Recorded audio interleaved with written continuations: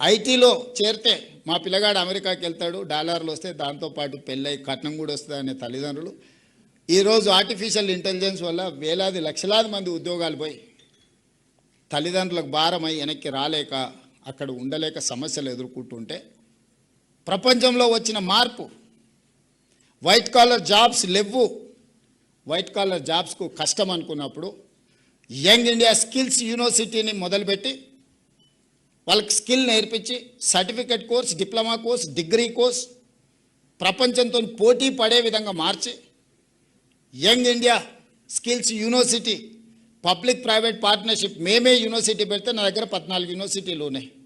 వాటి పరిస్థితి ఏముందో ఇక్కడ ఉన్న మా వీసీలు ఉన్నారు, లేకపోతే హైయర్ ఎడ్యుకేషన్ బాలకృష్ణ గారు వీళ్ళందరూ ఉన్నారు. ఇంకొకటి నేను పెట్టినా అదనంగా చేసేది ఏం లేదని చెప్పి young India skills university aided by Anand Mahindra vehicles మీరు చూస్తుంటారు రోడ్ల మీద కార్లు ఇవన్నీ.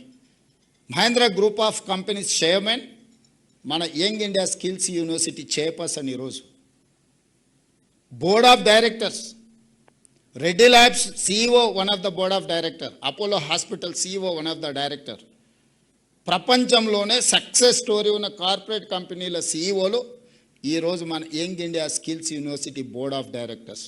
They have to decide curriculum, they have to take student, they have to give training, they have to give job also.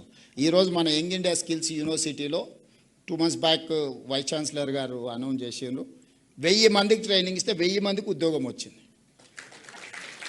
Boath ఆదిలాబాదులో ATCలో training పోయిన అందరికీ టాటా కంపెనీలోనే ఉద్యోగం వచ్చింది.